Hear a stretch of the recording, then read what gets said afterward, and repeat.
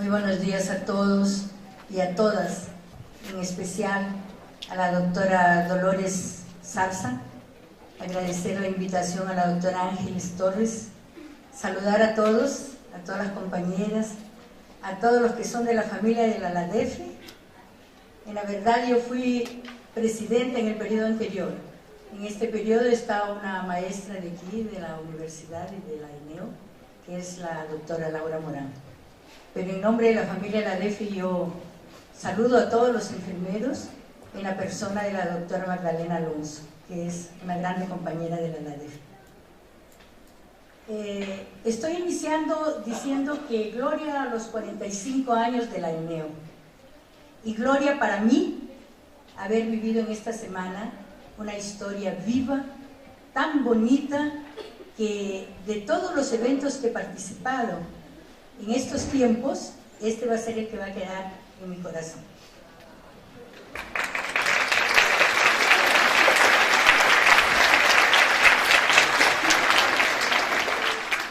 Esta diapositiva que estoy colocando es para llamarles la atención que muchas veces México no aparece tan grande en el mapa, pero estamos de ojo en México. Eso es lo que quiero representar, porque México, al igual que Brasil, son los dos países gigantes, 140 millones en México, 190 en Brasil, y con una enfermería de punta en ambos países, entonces tenemos muchas semejanzas. En ese sentido, quise colocar esas diapositivas. Pueden pasar. La doctora Ángeles me pidió para que yo abordara la formación de recursos humanos desde los escenarios de salud. Y yo quiero confesar que tuve muchas dificultades de hacerlo desde los escenarios de salud, porque la formación de los recursos humanos, en especial el de los profesionales de enfermería, realmente se dan desde tres bases. Yo les llamo pilares de la formación. El primero es justamente un contexto que no podemos ignorarlo, que es de la educación superior. Si vamos a tratar la enfermería fuera de la educación superior, nos vamos a sucumbir en el fracaso. El segundo son los escenarios de salud, pero principalmente formar nuestros profesionales desde el punto de vista del sistema de salud vigente en el país, como lo hacemos en el Brasil, en el sistema universal. Y el tercer pilar es justamente dentro de la propia ciencia aplicada de la enfermería como disciplina. Esos son los tres pilares para la formación, y es en ese sentido que no les traigo tal vez cosas tan novedosas desde el punto de vista de la enfermería, pero desde el punto de vista contextual de los escenarios de la educación superior, sí les traigo algunos informes muy importantes que no los he tratado minuciosamente, pero que los dejo para reflexión, porque esta materia está a disposición de todos. Entonces, puede pasar. En esta contextualización, quería decir que en el momento estamos respondiendo a un grande reto dentro del mundo, y del mundo globalizado y localizado en un sistema neoliberal. Por tanto, lo que se exige es calidad. No importa si te dan recursos, si no te dan recursos, el gobierno dice que da, pero no da. Nosotros vemos que la comunidad académica cada vez está con parcos recursos, las academias que son gratuitas y públicas están cobrando y todo, por ahí va. La calidad es cuestionada, pero es cuestionada desde el punto de vista contextual de lo que se requiere para que ella realmente pueda estar presente. Y hay ahí un grande pensamiento que a mí me gusta siempre colocarlo, decir que nada grande podemos hacer con hombres pequeños para la transformación de una realidad. Tenemos que ser tan grandes cuanto grandes son nuestros sueños, nuestros deseos, nuestras inquietudes. Y también quiero decir que muchas veces la calidad, repetir para ustedes, ese contexto de la educación superior desde el punto de vista de una política de educación superior, es realmente nos coloca en la dependencia de muchos intereses, ¿no? De muchos, vamos a decir así, ideas rectoras del gobierno como papel del Estado, para que las universidades, las escuelas de nivel básico, fundamental y nivel superior se adecuen justamente a las necesidades de la población. Una política que se presenta económicamente misteriosa, se dicen que son tantos billones pero no sabemos, pero sabemos la corrupción, pero la corrupción se queda sin ser, se dice en el Brasil, punida, o sea, no tiene punición, ¿no? Y hay una grande falta de respeto y cumplimiento de los derechos de los ciudadanos, que en la verdad, política, como su término lo indica, etimológicamente significa una ciencia y arte de gobernar en los países que son capitalistas, pero en los países que se tienen ideas de justicia social, de equidad, de universalidad de las acciones, realmente política significa la voluntad humana de llevar a la transformación de la realidad, y esa es una contribución del movimiento feminista. Tres dimensiones son importantes desde el punto de vista del contexto educacional, que tiene a ver en este momento con educación comunicación, educación participación y educación democracia. En la verdad, la educación como un eje horizontal, pero con tres ingredientes que son muy importantes trabajarlos en los currículos para que nuestros alumnos no salgan enfermeros, técnicos, mas sí ciudadanos. La universidad forma técnicos, mas produce para la sociedad un ciudadano. Es en ese sentido que es importante la educación con una perspectiva de concientización, con una diferencia, que el ciudadano no tiene una conciencia ingenua, él tiene una conciencia crítica. Ingenua sería repetir todo lo que se dice sin cuestionar nada.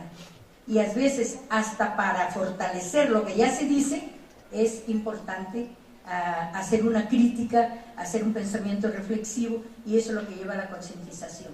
Y la concientización sin diálogo no vale nada, como Paulo Freire muy bien lo dice. Aliás, Paulo Freire dice dos cosas: que hay que tener el diálogo, pero hay que tener amor. Y un amor desde el punto de vista no solamente a su vocación de ser enfermera, más a su vocación de ser profesora. Porque ni todos nos formamos profesoras, pero lo llevamos en la sangre. Vamos a decir, históricamente la enfermera es profesora. La escuela y la universidad es un espacio de encuentro humano. Esto es muy importante desde el punto de vista de la perspectiva de educación superior. La escuela no es una área física donde se encuentran personas que no se conocen, que no dialogan, que no conversan o que no se aman. En ese sentido es que colocamos que es un espacio de encuentro humano donde hay una entrega, hay una acogida. En el Brasil se habla mucho de acogimiento para toda acción de la enfermera o de la profesora. Y acogimiento significa, en español es acogimiento, ¿no? O sea, dar una buena recepción. De la buena recepción que tú das, tienes la impresión de lo que va a ser tu característica permanente en tu proceso educativo. El profesor, yo ya lo he dicho aquí en varias intervenciones, es un interlocutor y es un consejero. No exijan que el profesor sea el dueño de la verdad, porque no lo somos. Seríamos locos de decir que sabemos todo, cuando en la verdad no sabemos nada, porque cada vez más aprendemos más con nuestros alumnos. Y ahí realmente él es el promotor de la interacción. De la interacción no solamente con los otros profesores, con los clientes, mas también con los enfermeros de los servicios. Porque en este caso, el espacio del encuentro humano en la escuela-universidad, empresa, y la empresa es justamente la red de servicios públicos o privados donde acoge a los enfermeros en el mercado de trabajo. Puede pasar, por favor. Aquí tenemos una colocación muy importante de las reuniones de rectores en todos, como vamos a ver después, han habido varias conferencias mundiales, todas ellas están en el Google, pueden buscarlas, inclusive una obra que recomiendo, que es las megatendencias de la educación superior, y en ellas podemos localizar muy bien como microtendencia lo que tenemos en la enfermería, que es el relatorio para el siglo XXI de la UNESCO. Son dos volúmenes, volumen 1, volumen 2, están publicados en la internet. Es solo buscar UNESCO y buscar megatendencias de la educación superior siglo XXI. Y de ello saqué algunas cosas que me parecen importantes registrarlas aquí en esta conferencia, que es con relación a la tomada de decisión y el control social de los individuos y la sociedad, porque de cierta forma nosotros tenemos que tener en consideración si es la educación en términos más generales que estamos hablando aquí, tenemos que tomar en consideración lo que significa la ciudadanía, y la ciudadanía implica en tres grandes derechos que tenemos todos los individuos, que son los derechos civiles, los derechos políticos y los derechos sociales. No solamente son los derechos a salud, educación, también tenemos derechos civiles. Por ejemplo, yo quiero decirles que si fuera en el Brasil una licenciada que no es reconocida como tal y gana como una técnica de enfermería, ya tendría un proceso el Ministerio Público. Porque yo no puedo ser formada de nivel superior y ganar por un nivel técnico. Y ni al contrario, no puedo ser de nivel técnico y ganar como nivel superior, porque eso se llama ya falsa ideología en la profesión.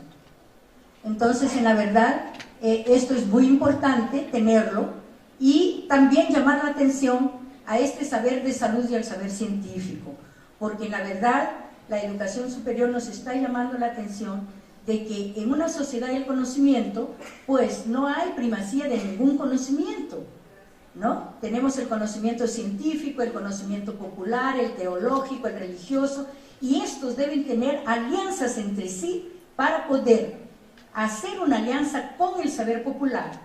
El saber científico, el saber de salud, está siendo cuestionado desde el punto de vista de un autoritarismo de imposición por parte nuestra a nuestra población, y sobre todo subestimar a la población con sus saberes y sus prácticas. Una rápida historia de Paulo Freire decía así: había un canoero que transportaba siempre eminentes autoridades de un lado de un río amplio para otro lado. Y una vez en una conversación viajaba un abogado y un profesor.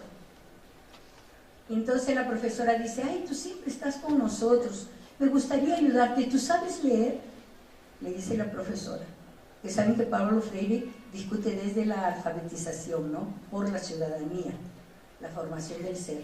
Entonces le dice: no, yo no sé leer. Y le dice la profesora: caramba, dice, has perdido media vida. Le responde la profesora. El abogado, sabe de derechos, dijo: voy a ayudarlo a salvaguardar alguna cosa. Le dice al canoero: pero tú sí sabes los derechos, ¿no? Le dice el canoero. El canoero le dice: ¿qué derechos? No, yo no sé de nada de derechos. Ay, entonces voy a concordar con la profesora que has perdido media vida. O sea, ella había perdido la vida entera, ¿no? El canoero. Moral de la historia: viene una grande onda y la canoa se revierte, y el profesor y el abogado no sabían nadar. Entonces el canoero, experto, sabía nadar, le dice: profesora, doctor, me olvidé de preguntarle, ¿saben nadar? Ellos: no, glu, glu, glu. Se han perdido toda la vida. Entonces Paulo Freire con esta historia dice lo siguiente: que no hay saber más ni saber menos, hay saberes diferentes y todos tienen que ser respetados. Entonces, en este sentido, hay un saber del profesor, hay un saber del alumno, hay un saber del enfermero, hay un saber del cliente. Por eso es que estamos luchando en ese contexto de la educación superior, una alianza de los saberes. ¿Puede pasar? Bueno, ahí yo quiero traer ahora un poco de nuestra grande Organización Panamericana de la Salud, Organización Mundial de la Salud, que es un ente protector de la salud en todo el mundo, o en los países que son vinculados a él, y llamar atención al llamado de la Acción de Toronto cuanto a los recursos desde los escenarios de salud. Recuerden que el concepto de la Organización Mundial de la Salud, de que la salud es el perfecto equilibrio o armonía entre lo físico, social y no solamente la ausencia de enfermedades, él es un concepto más amplio, pero para contextos gubernamentales, no para que se apliquen a todas las profesiones, porque después con el llamado de Alma Ata en 1978 viene la definición de atención primaria, en que la verdad se sabe que la salud no es solamente la ausencia de enfermedades, es claro, pero trae elementos que son necesarios para la salud, como por ejemplo la alimentación, la nutrición, el saneamiento, la tecnología apropiada, etcétera, que ustedes saben eso muy bien. Y ahí realmente esta acción de Toronto marca una énfasis para que los gobiernos implementen políticas y planes de estudios de nivel superior. Eso es lo que yo decía, que nosotros no podemos más negociar con los rectores la enfermería en el escenario de un centro de salud o de una facultad de medicina o del área de la salud, es dentro de la universidad. Si toda la política de educación es para todos, no puede ser para unos y para otros no, y como nosotros somos nivel superior, pues estamos encajados en esta concepción y en esta perspectiva, ¿no? Entonces, los países cuando hacen política no lo hacen por acaso, ellos tienen una influencia internacional. Y esa influencia internacional con discusiones en sus poderes ejecutivo, judicial y legislativo es que realmente llegan a consensos y acuerdos que muchas veces no son ni cumplidos, muchas veces no son ni divulgados, nosotros ni los conocemos. Porque ahora he obligado a todo gobierno, hay un acuerdo en todos los gobiernos, que todo sea publicado por la televisión. En el Brasil, si ustedes quieren ligar en el cable, ustedes van a ver todas las discusiones de la Cámara de Diputados, de la Cámara de Senadores, del Ejecutivo, y nosotros acompañar, porque es ahí realmente donde vamos a tener conocimiento. Y la obligación también es que todos los documentos de acuerdos estén a disposición de la sociedad. Por tanto, todo está, si ustedes quieren saber cómo está el gobierno, cómo está la ley orgánica de la salud, número 8080, la ponen, Ley Orgánica de Salud, 8080, aparece todo el documento de la ley. O sea, todo esto tiene que ser publicado y los profesores no podemos más nos limitarnos a trabajos técnicos o libros técnicos, tenemos que acompañar las políticas de gobierno, darlos a los alumnos, discutir la legislación, discutir artículos del área social, del área de las humanas, del área de la antropología y de la sociología. Entonces todo eso viene en evidencia y sobre todo para poder ecuacionar la fuerza de trabajo que después de todo en países capitalistas es lo que más vale, porque nosotros desvalorizamos el proceso de trabajo y valorizamos el producto del trabajo. Cuando valorizamos el producto del trabajo, ahí que nosotros en el Brasil, disculpen la expresión, se dice estamos ferrados, porque el producto de la salud para los médicos es una mercancía, porque la venden, es un producto mercantilizado. Pero para la enfermería, ¿cómo lo vamos a evidenciar? Si ni auditoría de los cuidados tenemos y nuestra producción no es evaluada en términos de producto, que realmente ahora lo estamos focalizando muy bien aquí en el currículum de ustedes y en el de todos de la América Latina, es el cuidado. Como después va a tener un panel sobre el cuidado, ahí vamos a hablar sobre eso. Después es trabajar con las iniquidades. Y nuestros alumnos no aprenden a trabajar con las crisis, con las situaciones, que no sea salir de las enfermedades para tratar justamente situaciones del cotidiano que requieran la intervención de solucionar problemas sociales o problemas de salud o problemas civiles. Por ejemplo, hay trabajadores que están hospitalizados con deudas a pagar y que no hay nadie que les haga el pagamiento. Por ejemplo, ellos lo están pidiendo internarse y salir a pagar y regresar a la internación y entran con proceso legal, ¿no? Y muchas cosas por el estilo. Entonces, trabajar las iniquidades, las marginalizaciones, los pequeños grupos, promover iniciativas nacionales e internacionales desde el punto de vista de una crítica, ¿no? Principalmente en los países en desarrollo, y evitar la escasez de personal y sobre todo evitar la fuga del personal. Nosotros, México está exportando mucho enfermero y no es por acaso, porque el enfermero es bueno técnicamente, buena calidad. El Perú también. Italia está mandando cartas. Yo cuando era directora de la Escuela Naneri recibí varias cartas, después me enteré que no podía entrar. La propia asociación y el Colegio de Enfermeros, tuve una conversación con ellos, precisaban de 35,000 enfermeras era el déficit de Italia. Pero había el proceso de llevar a los enfermeros para allá de América Latina eran bien preparados. Entonces ellos querían la calidad de la mano de obra. Pero, ¿qué ocurre? No les daban la seguridad, el trabajo les descontaba. Y mucha gente, hubo denuncias de prostitución de enfermeras. ¿no?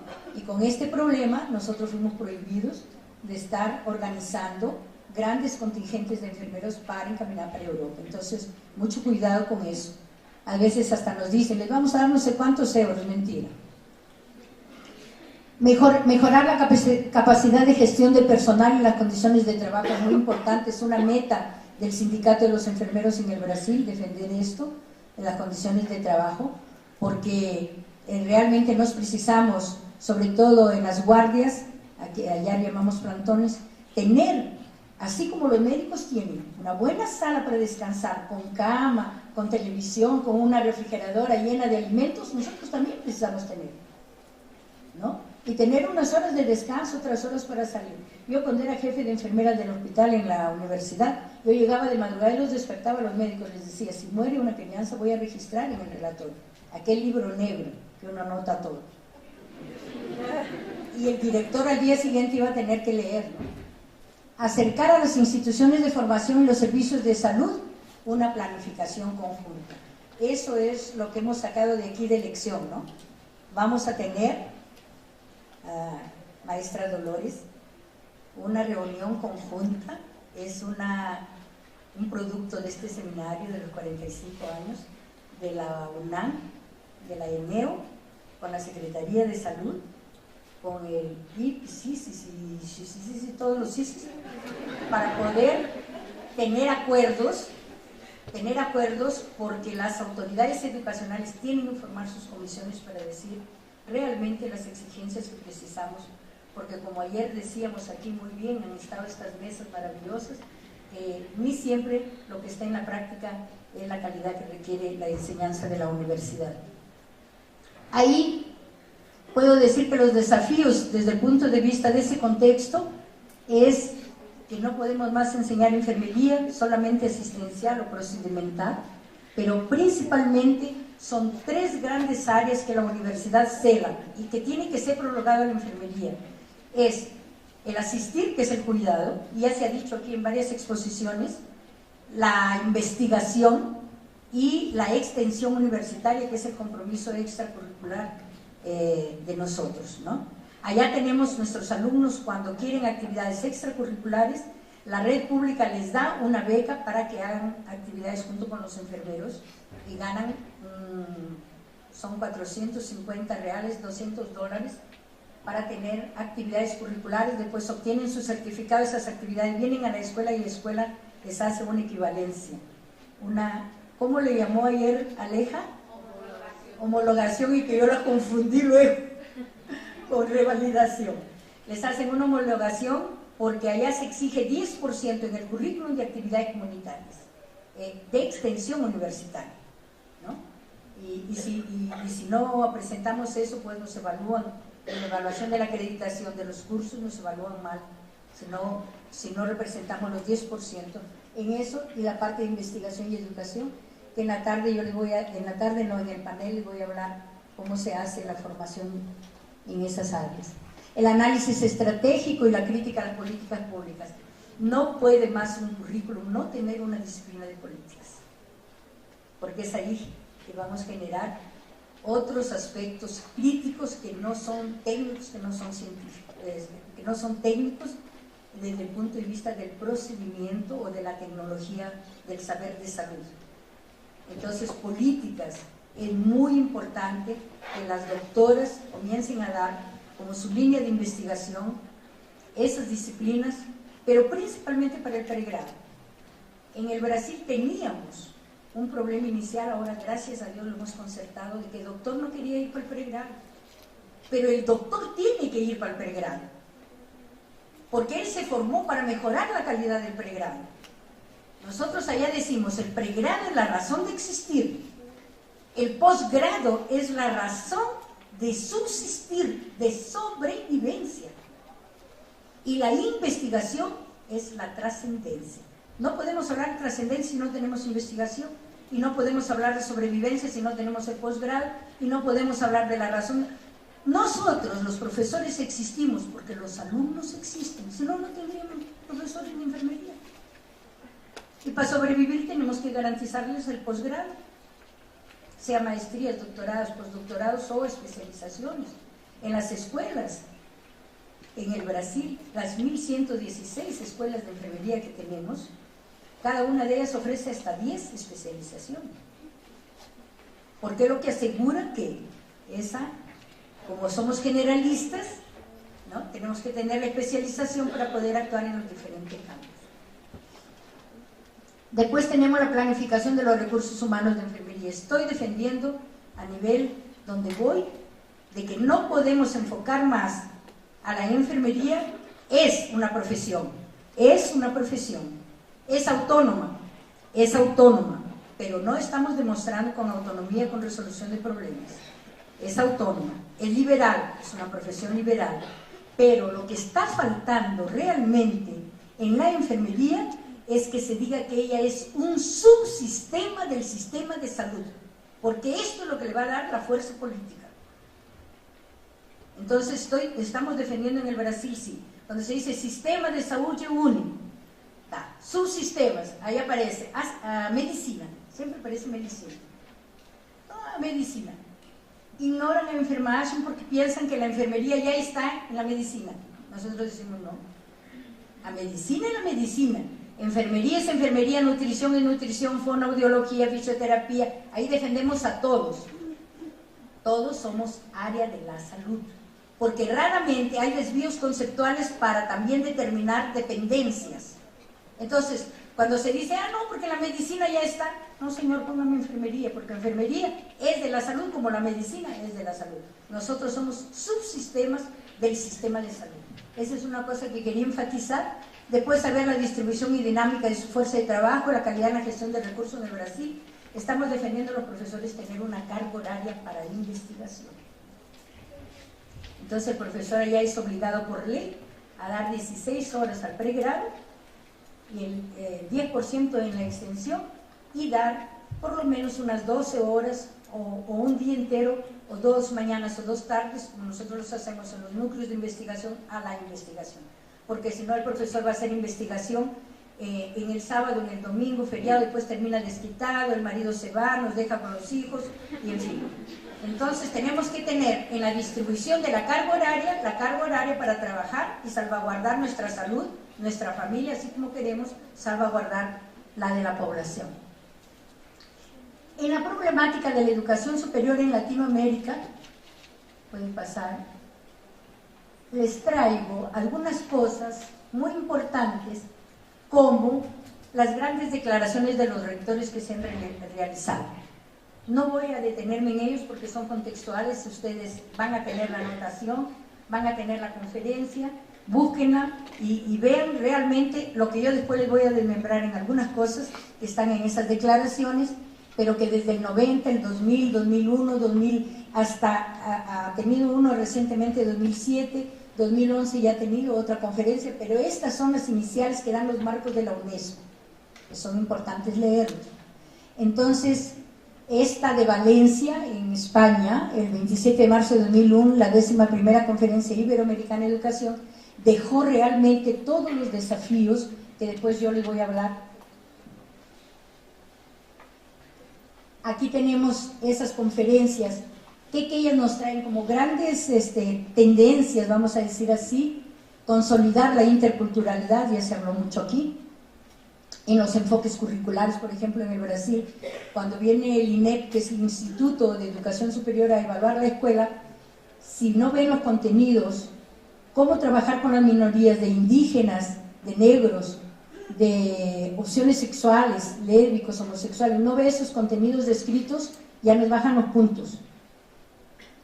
Porque la comisión que viene va a verificar realmente de lo que es el mundo, no de lo que es si enseñé a controlar la temperatura o la presión arterial. Más bien la presión arterial se nos va a subir cuando venga el INEP a evaluarnos, que no tenemos nada de esto. Ahí la temperatura también sube y uno no sabe lo que hacer, ¿no? Incrementar la cobertura, que eso es muy importante. Las grandes universidades en el Brasil y en otros países de América Latina, y aquí ustedes ayer lo han demostrado, estamos teniendo los polos de interiorización, ¿no? Que no puede ser diferentes de calidad, porque a veces se confunde interiorización con medicina para pobre, ¿no? Para rural, para marginal, para periférico, y no es así, porque ahí de nuevo la temperatura se nos va a subir. promover una mayor equidad y calidad de la educación, fortalecer la formación de valores, asegurar la educación permanente. Allá ya no llamamos más educación continua, porque hay una grande diferencia, y la estamos defendiendo como deber y papel del Estado. Entonces, cuando vamos a los servicios de salud decimos, ¿cuánto es la verba que te ha dado el gobierno este año? ¿Qué preparación podemos dar en la cardiología, en la nefro? Y es realmente en la atención primaria, en la atención a familia, al programa. Ya trabajamos con programas de agentes comunitarios, base con la atención primaria, etc.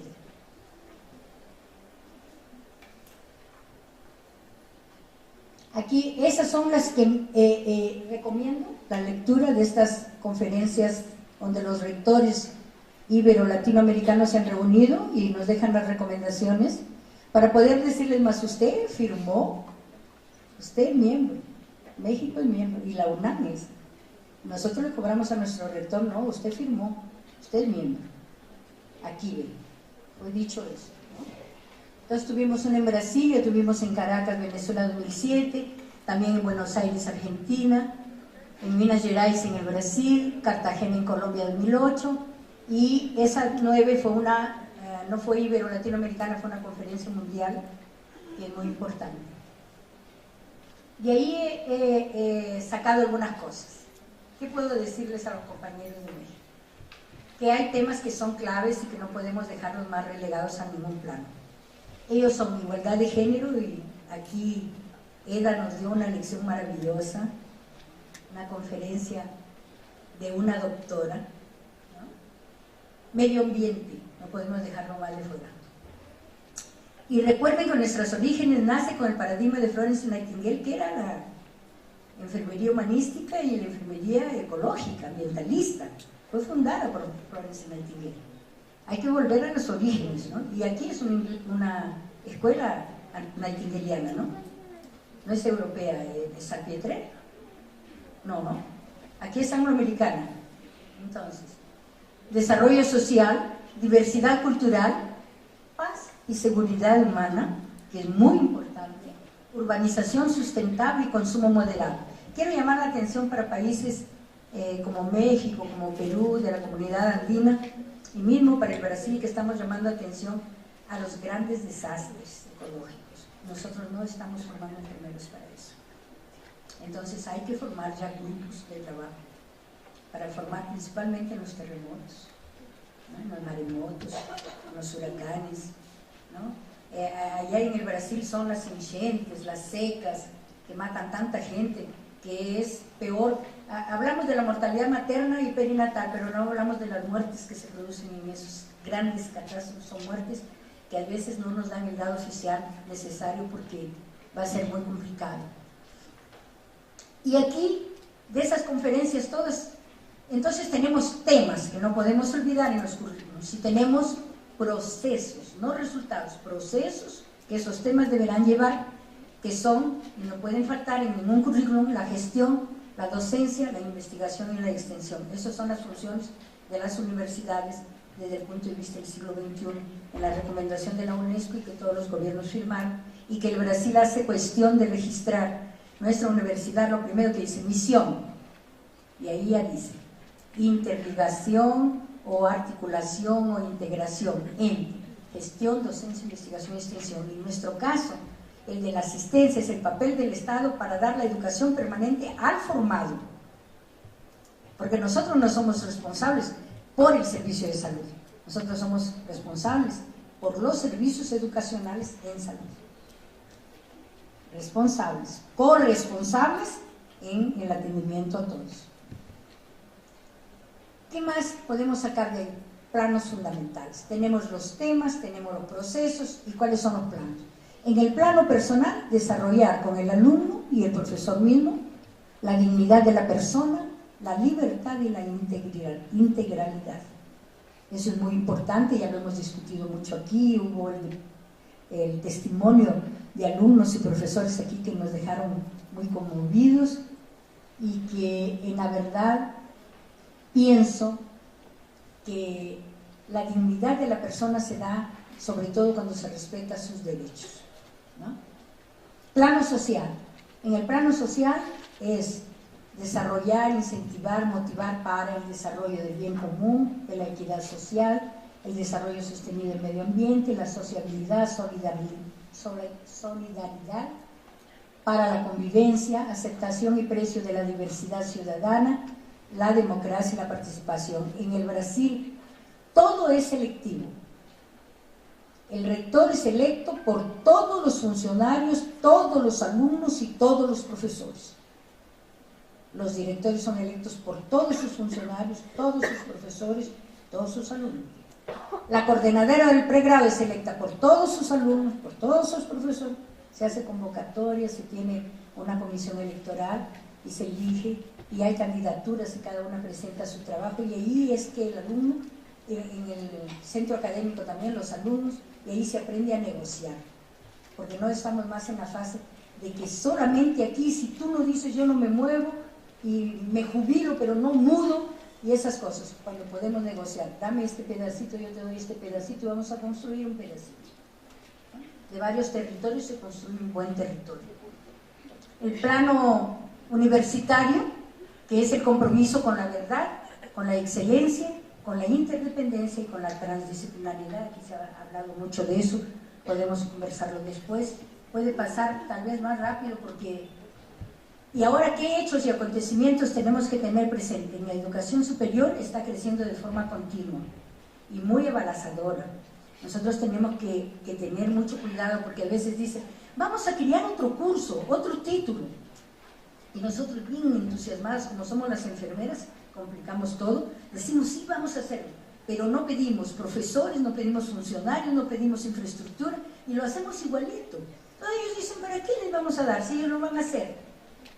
Y la enfermería lo hace, peor que lo hace. Yo creo que es un milagro de Florence Nightingale.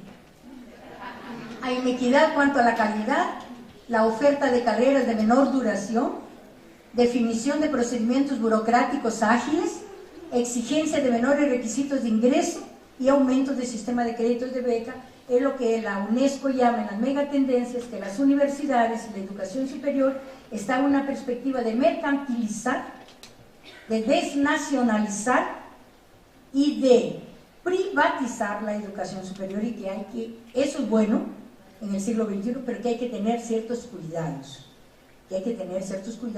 y ella en las microtendencias nos enfatiza. La internacionalización es importante. Ninguna escuela de enfermería en América Latina más puede prohibir a un alumno ir a un congreso internacional o nacional o no ayudarlo, y ni puede también decir que ese alumno no puede ir a eventos nacionales aquí, y el profesor no puede negarle, porque hay profesores que dicen, las faltas te las vamos a cobrar, las faltas las vamos a no sé qué, el muchacho va a aprender mucho más allá afuera de que una aula teórica que esté en el libro y que ustedes pueden complementarla, ¿no? Entonces el intercambio estudiantil es fundamental en este momento por causa de esta influencia superior. Nuestros alumnos de pregrado, por ejemplo, yo tengo 3 iniciaciones de investigación que ya fueron a Miami al coloquio, siempre las llevo, Rosa sabe de eso, que está siempre en los coloquios, y Magdalena. Ya llevé a Coimbra en la conferencia, y ahí estoy llevando a Uruguay, y han ido al Perú, y han ido a eventos, alumnos del pregrado, porque son ellos que van a tener otras visiones, y van a conversar con otros alumnos, porque ¿quiénes son los herederos de la enfermería? ¿Quiénes son? Respondan. Nosotros, repitan fuerte, ¿quiénes son los herederos? Nosotros. Entonces pónganse las pilas. Además de eso hay la masificación de la educación superior, las universidades públicas y privadas, 80% en los países ibero-latinoamericanos son privadas, ya se habló aquí de la calidad, terrible. Carreras antiguas y carreras nuevas, difícil acceso a la educación superior como el derecho del ciudadano. Estas son las cuestiones que tenemos que estar investigando en la formación de los currículos. Y por tanto aquí nos caracteriza la UNESCO diciendo que egresan por año 1.3 millones de estudiantes de la población joven, que es relativamente baja, una pobreza, 31%. En el año 2005 una cobertura de 70%, la UNESCO dice que aumentamos, tuvimos un aumento. porque con esa masificación, ese aumento de la cobertura y esa expansión, tuvimos ese aumento. Como consecuencia, ya leí, ¿no?, la masificación a las universidades, etcétera, podemos pasar. Y ahí nos dice la UNESCO lo siguiente: hablando de inequidad en la calidad, en el año 2025, que es el plazo que todas las políticas ahora ya no salen en 2007, los objetivos del milenio ya eran, como era la salud para todos en el año 2000, se pasó el 2000 y la salud, adiós, se fue con el año. Ahora se habla meta 2025, tanto internacional cuanto nacional. Entonces, ¿qué vamos a tener? Una inversión de cobertura. Por el sector privado, los estudiantes tendrán la mayoría de la formación. Y por la cobertura de los estudiantes en el sector público será del 32%. Realmente esto nos alarma para quienes somos comprometidos con la educación gratuita y pública como derecho del ciudadano y un deber del Estado. Que eso es lo que dice la Constitución brasileña, la Constitución mexicana, la Constitución peruana que yo sé y leí, dice eso. El derecho es del ciudadano, el deber es del Estado. Si el deber es del Estado para garantizar ese derecho a través de políticas. Y es esas que tenemos que colocarlas en práctica y cobrarlas. Puede pasar. Entonces, la realidad es eso. Hay un difícil acceso a la educación superior como derecho ciudadano. Y ayer lo dijo la compañera, ¿no? Cuando yo dije que era un privilegio estar en la universidad, es un privilegio, pero no estamos todos. Somos la mínima parte, ¿no? Y si fuéramos a ver la mínima parte, inclusive de mujeres. Sino que ahora ya ha aumentado. Claro que nuestra profesión es eminentemente femenina, no hay problema, ¿no? No estoy diciendo feminista, femenina. Mismo que los hombres hayan entrado solamente en la década del 70 en el mundo. La masificación de la educación superior está bien característico en las universidades. Hay deserción, hay aumento de sectores con menos capital, por tanto vamos a tener perfiles más cuidadosos para el currículum, más pobres culturalmente, económicamente y socialmente, y estamos con problemas, porque ustedes saben que en el Brasil, por ejemplo, tenemos cuotas para negros, para indígenas que entran a la universidad, y muchas veces el básico, el fundamental no es a la altura, ¿no? Lo que ahora estamos exigiendo es que el básico, el fundamental sería a la altura, para no hacer nivelamientos en el superior, porque ahí sí realmente vamos a discriminar los grupos, cuando no precisa haber esa discriminación en la universidad. Nueva composición estudiantil, que es lo que estoy hablando, altas tasas de repetición. No sé cómo es aquí en México, pero ya estamos con problemas y en varios países de Latinoamérica, con la anatomía, con la microbiología, con la parasito, con todo el básico, es lo que más reproba. Yo ya he enfrentado como directora a un profesor que reprobaba 90% de los alumnos. Y los dejaba, porque mirados. Hasta que tuve una conversa con él y le dije, ¿algún problema tiene que ver con usted? En la educación superior, desde el punto de vista crítico, aumentar las tasas de graduación, reducir el abandono y la deserción. Está un amplio movimiento sobre permanencia de alumnos pobres que declaren su condición social con becas de permanencia en la universidad. Aquí también funciona. De auxilio moradía, auxilio habitación, auxilio alimentación, auxilio compra de libros, esas cosas, ¿no? Hay bolsas, hay becas para cada uno de esos aspectos. Y allá en mi universidad y en otras tenemos alojamiento para los que vienen de otros estados o los que no tienen cómo pagar una habitación para morar, ¿no? Promover la empleabilidad de los profesionales, incentivar la diferenciación institucional y disciplinaria, garantizar la eficiencia y la ética en la gestión pública, expandir la producción del saber. Estamos analizando en las tendencias que hay un gran equívoco y desvío conceptual en que la valorización y el poder académico se ha desviado ahora para una valorización y posición de gestión. Todos los directores lo vivenciamos. Nos ocupamos más con cosas. A veces hasta para el director va el problema de resolver que no hay papel higiénico, imagínense, ¿no? Cuando deberíamos estar revisando los currículos, reuniendo con los alumnos, con los centros académicos. ¿Cuáles son los desafíos entonces?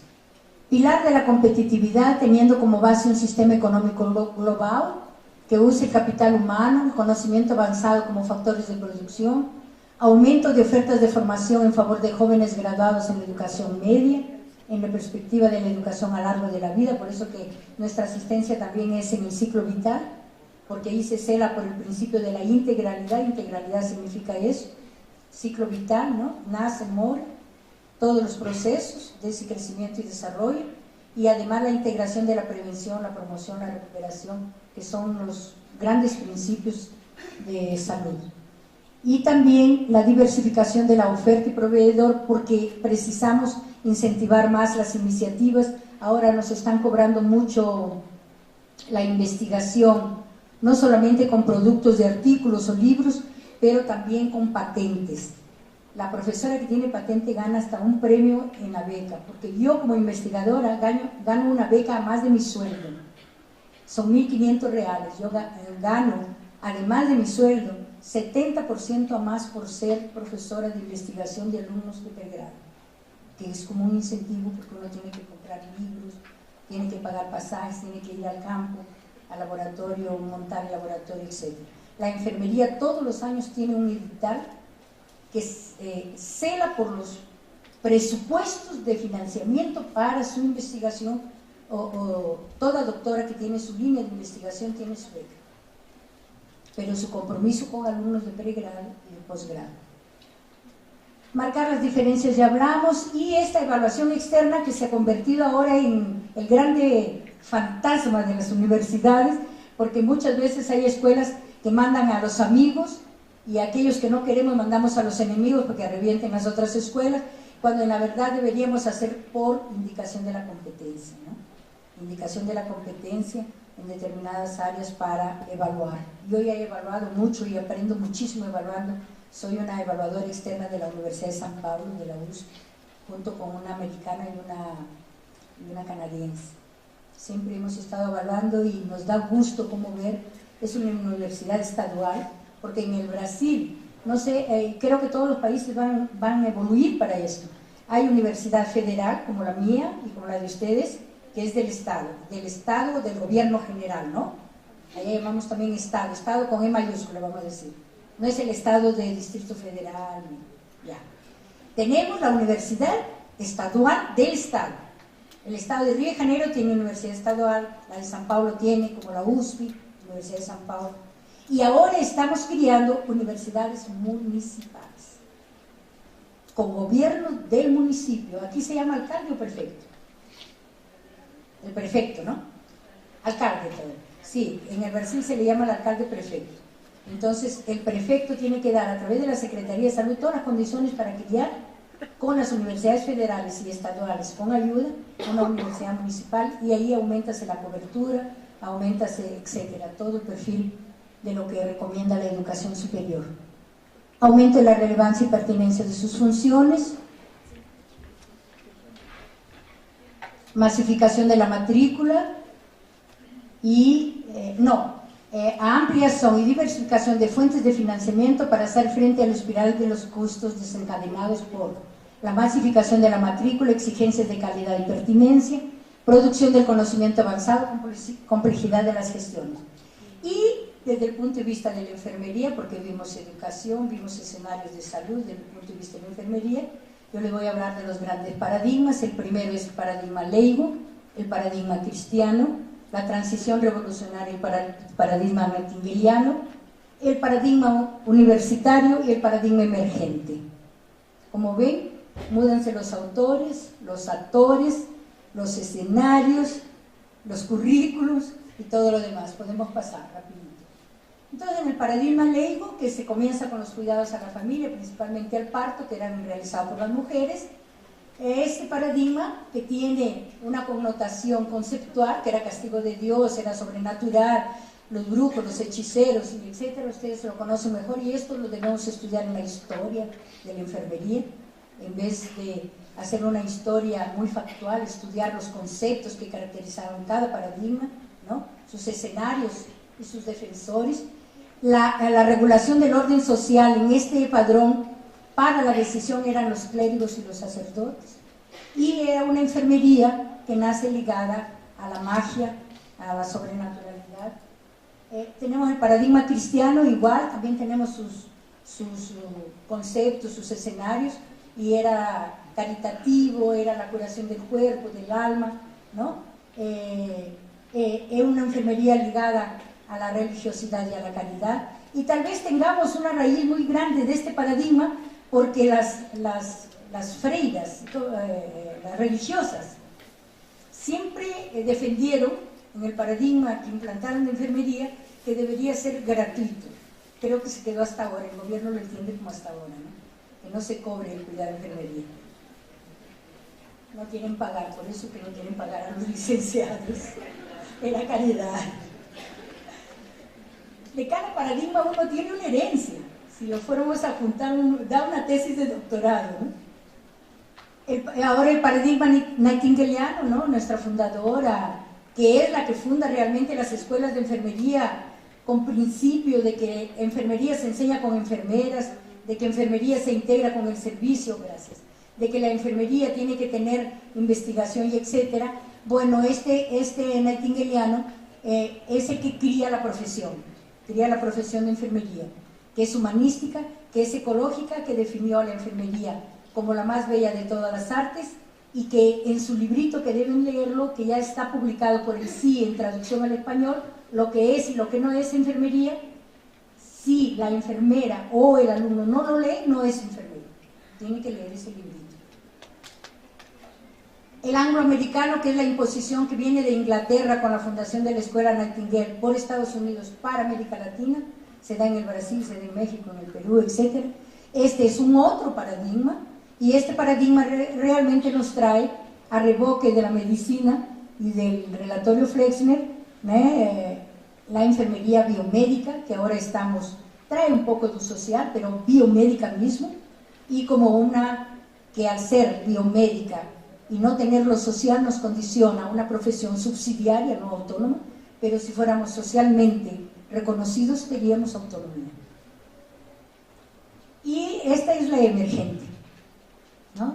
Es una enfermería profesional, los enfermeros y técnicos se gradúan. Estamos eliminando en el Brasil, y con la Organización Mundial de la Salud ya eliminamos los atendentes y los auxiliares, los pasamos para técnicos, pero en el Brasil no puede el técnico pasar para enfermero porque el técnico no es nivel superior y tiene que hacer la carrera con 5 años de enfermería. Entonces, no es lo mismo que otros países tienen su reglamentación y es respetado.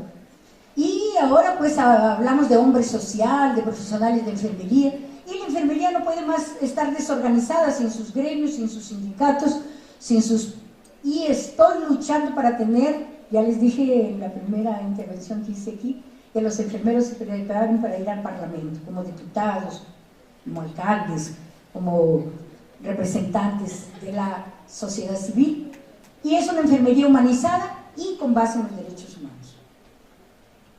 Los retos de la enfermería de América Latina, estoy terminando, son desmistificar la pesquisa, porque hay profesoras que cuanto más estadística meten en la investigación, ellos dicen que son buenas. El alumno les coge un odio que no quieren investigar. En vez de tornarlo lo más fácil posible para que los alumnos se apasionen por la investigación, hacemos que los alumnos odien la investigación. Enseñar para la vida no es enseñar para enfermería, no es enseñar para competencias. Hay una gran mudanza conceptual ahí. Son importantes las competencias porque son los elementos procesuales de la formación, pero el producto de eso es el producto del desempeño. Entonces, enseñar para la vida. Humanizar la asistencia, desmedicalizar los procesos, el conocimiento básico de la informática y de los idiomas, hasta nosotros ya viejitas aprendiendo al computador, porque si no, hasta mi hijo me dice, mamá, estás out, yo estoy fuera. Inserción en las políticas públicas, en los programas de salud, debemos tener enfermeras y profesores, y la participación activa de los alumnos, de los profesores en los movimientos sociales. No podemos permitir que vamos para la calle a reclamar y solo van los profesores o van 4 gatos y ahí el gobierno dice, esos 4 gatos. Lo que le falta a la enfermería toda la vida, he escuchado de mis maestras, escucho de mucha gente, nos falta unidad. Los médicos jamás serán desunidos. Ellos se protegen entre ellos. La ética de ellos es tener identidad y unidad. Si uno mató al otro, el otro va a defenderlo con todos los abogados posibles por haber, porque el médico da la vida, quita la vida, entonces él va a celar por la vida o la enfermedad lo lleva a la muerte, que es natural, hasta por problemas médicos, como ellos mismos dicen, o problemas personales o problemas institucionales, que son las 3 causas de la muerte, ¿no? Pero que ellos se van a proteger, pero si es una enfermera que aplicó una medicina que no está, de inmediato va, ella ha sido, ella siempre así la señalan, que es una cosa horrible, horrorosa, en vez de proteger a esa persona, porque puede haber sido un momento que nosotros no sabemos cómo fue, ¿no? Y en vez de ayudarnos y de tener una ética de unidad entre nosotros, somos los primeros a deslugar.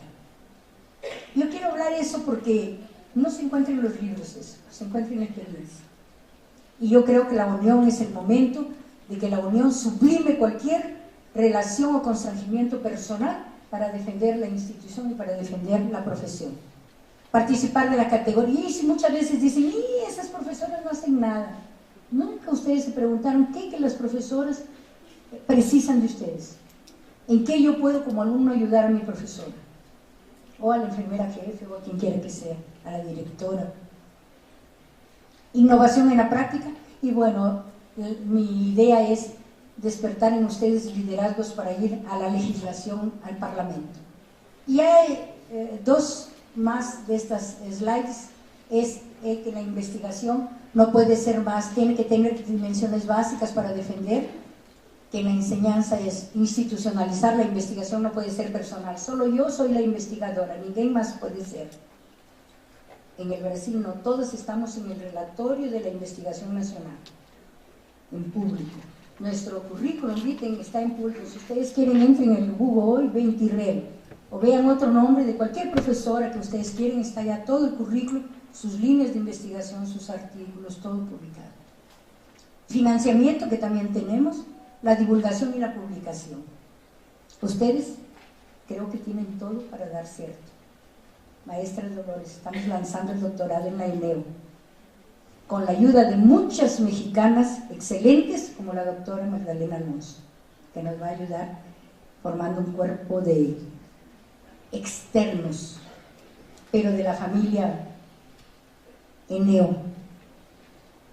Referencias teóricas y metodológicas del saber pensar, el saber hacer del enfermero en su área profesional. Bueno, esto es de la Organización Mundial de la Salud, llamo la atención porque era para 2010, ahora ya lo prorrogaron, pero que es importante respetar los principios del Sistema Único de Salud, que es universal, es para todos, es igual para todos, es en todo el territorio nacional, tiene que ser descentralizado, no más los recursos a nivel central, tiene que venir a nivel municipal, construir cambios solidarios, comprometidos con la producción de salud y con los sujetos. Y en la enfermería, esta preocupación mucho la hizo eco en toda la América Latina la profesora Malvares de Argentina, la Silvina, y comenzamos a estudiar mucho en la NADEF, ¿no? Que es relacionada a la profesionalización, a la acreditación, a la reglamentación, al arbitraje, que es una nueva área, que es muy importante, a las políticas educativas, certificación, imagen social y desarrollo de la información, y también de la OPS, que es que los recursos humanos hay que valorizarlos, que ellos son los protagonistas de la salud, que tienen una responsabilidad social en el servicio, y que estos protagonistas también tienen que tener una fuerza de trabajo bien distribuida, cualificada, con buenas condiciones para que ellos puedan tener una fuerza laboral más.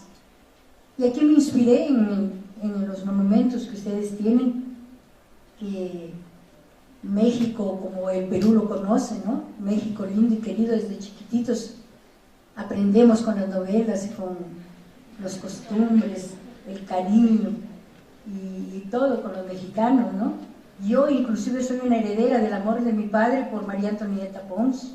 Soy María Antonieta porque él era apasionado, imagino, o María Antonieta. Entonces estos retos, caminos de equidad en la perspectiva latinoamericana, realización de estudios de convergencia de programas educativos de enfermería que permitan compatibilidad. No podemos tener y negar a extranjeros que revaliden sus títulos. Al contrario, tenemos que adecuarlos para tener una equivalencia. Ahora se está hablando de la dupla titulación. Por ejemplo, va un alumno de México para mi universidad y él viene con un título de allá y ustedes, cuando ellos regresan, le dan otro título aquí. Eso es lo correcto. Y ya está en las leyes universitarias a partir de los acuerdos de los rectores, ¿no? O sea, la flexibilización curricular que tanto se habló aquí en el panel del currículum de la INEO. Creación de una base de datos sobre necesidades y realidades, puede pasar. Y ahí yo pienso así, que hay que hacer consensos, hay que hacer propuestas regionales y hay que caminar para la formación generalista. Ayer yo no había entendido cuando Aleja Maciel habló de eso. Y dejar las especializaciones para después del pregrado, ¿no? Superación de problemas de salud, alta calificación en la gestión, capacitación de los trabajadores de enfermería, promoción de redes de desarrollo, no solamente las redes de la OPS, redes aquí, entre ustedes, entre cada investigador, cada doctor tiene su núcleo, sus redes, inclusive con otros estados de México, porque ahí que captamos la demanda reprimida para nuestros doctorados, nuestras maestrías, ¿no? Las BBS, que la organización nos ha dado mucha ayuda, México ya tiene, ¿no?, una BBS. Construcción de una agenda de discusión, eso es lo que nos falta, tener una agenda de discusión. Eso lo quisimos instalar con las vicepresidencias de la ALADEF desde gestiones anteriores, pero no lo hemos conseguido hasta ahora, tener una agenda. Porque la vicepresidencia de cada región, México, Caribe, Centroamérica, con su región andina y la europea, tenían que reunir a las escuelas por lo menos afiliadas para estar discutiendo su agenda. Pero vamos a caminar para eso, es un proceso. Y fortalecer la ALADEF dual, todavía más aquí ustedes que tienen al ministro de la Hacienda de la ALADEF, la doctora Dolores, que es la tesorera.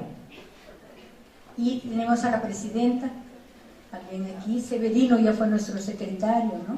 La secretaría siempre ha quedado aquí por causa de la UDAL, ¿no? Es una condición. Puede pasar. Terminando, yo cuando fui presidente de la ALADEF, un día me dijeron, puede pasar. No, el anterior, por favor, disculpa. Me dijeron que cómo yo veía la enfermería. Y yo la definí así. La enfermería es una profesión de fe. Ahí ustedes ya saben lo que quiero decir. No es de caridad, de vocación, es de fe. Hay que acreditar mismo. De solidaridad, de utilidad social, en franco desarrollo. Porque en América Latina todavía no somos como las carreras imperiales, seculares, que son la medicina, la ingeniería y el derecho. En todos los países. Fueron las primeras que vinieron por los colonizadores. Con movimientos corporativos y societarios que solo tienden a avanzar. Nosotros no vamos a recuar más, no vamos a retroceder, ¿no? Iniciando consolidando alianzas. Nadie solito se vale por sí, ni un profesor solo, ni una institución, ni un gobierno, mucho menos una escuela, ¿no? Por eso que tenemos los convenios nacionales e internacionales. En última análisis, la cooperación, última análisis de forma colectiva, fortaleciendo el desarrollo, el progreso por medio de una práctica social democrática y ciudadana que nos lleve a preservar la trascendencia de las más bellas de las artes, como definió Florence Nightingale. Muchas gracias.